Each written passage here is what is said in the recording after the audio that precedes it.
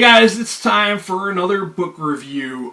This time I'm reviewing by A.A. Medina, Where Dragonflies Dance. This is book 2 in the Claybrook County Chronicles. He was kind enough to send me a copy of this. This is a book 2 in a trilogy, but while it is a book 2, it can be read as a standalone. I kind of learned after the fact that this was a book 2. But like I said, it doesn't really matter because each individual book is its own separate story and can be read as a standalone. Now, this is only roughly 115 pages. The rest is like a teaser for the first book and a sample of the third book. Now, this author has his own publishing company, and he produces, I think, a newsletter, and it's called Aphotic Realm.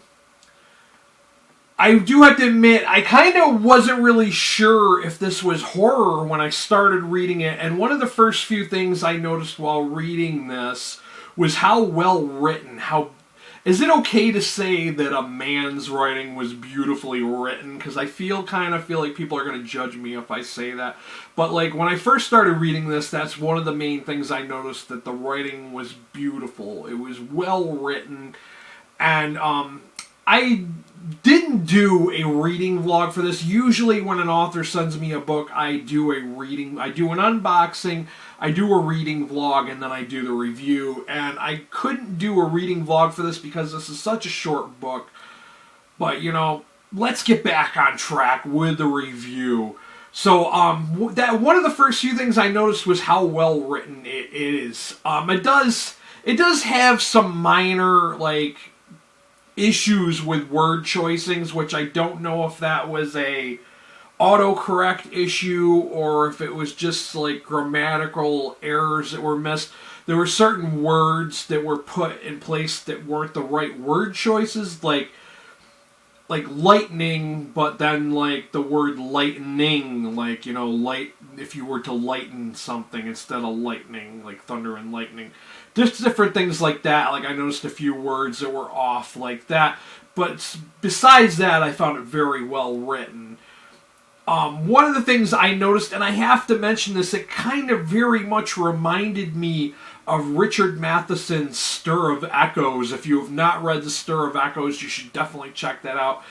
It's about a guy who's haunted by a ghost who's trying to solve her murder, and this very much reminded me of that, and that's how you can say that this is a horror book, because there's like an apparition, and, well, the main character, Eric Host, was in an accident. His daughter just disappeared. He doesn't remember the events of the day, and he's constantly being haunted by her image. Like, every now and then she comes to him and taunts him almost, like calling to him and trying to get him to go someplace. And very, like it says on the back, very emotional and painful minefield.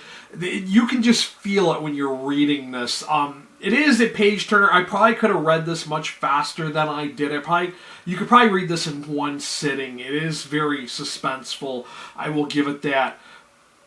I gotta be careful because it is such a short book. I don't want to spoil the story for you. But another reason why I didn't rate this the full-on Monty was I found the story to be very predictable. Once I kind of realized that the guy's daughter had disappeared and he had no memory of it, I was like, man, I already know what's going to happen in this book. I kind of already had a feeling, and I was right on. When I got to the end, I was like, man, that was kind of predictable. But I did very much enjoy this. I gave this a 3 out of 5, a 3.5 rating on Goodreads, rounded it up to a 4-star rating. I really did enjoy this. The author did give me a Kindle copy of the first book, Siphon. I don't know how long it's going to be because I'm a very slow Kindle reader. I don't know how long it's going to be before I can get to that, but I very much want to read that because that character from Siphon is mentioned in the very ending of this. So I'm kind of interested to find out, what book 1 was all about. And I'm not sure about book 3. I'll have to check out book 1 and see how I feel about that. But like I said, guys, very well written. It kind of has those Richard Matheson kind of feel, Stir of Echoes. So if you enjoyed that, you probably will enjoy this as well. Like I said, a 3.5 star rating on Goodreads. I will have the link to Amazon down below. I'm not sure if this is going to be obtained on Book Depository, but I will include his link to his website if you want to contact him and check that out for yourselves. Of course, I will have a coffee link as well if you could throw in a few bucks to help me out. I'm not getting AdSense, and every little bit kind of helps out, like to help maybe buy new materials, lighting, and all that stuff to help improve my channel. If you came here looking for book reviews and book recommendations, please hit that subscriber button, and while you're there, hit that notification bell so you're well aware of when I upload again. Go check out this book, guys. Support your indies. The little guys need our help more than the Stephen Kings of the publishing world. That's all I got for you guys, and until next time, this has been Dan, and I will be geeking out.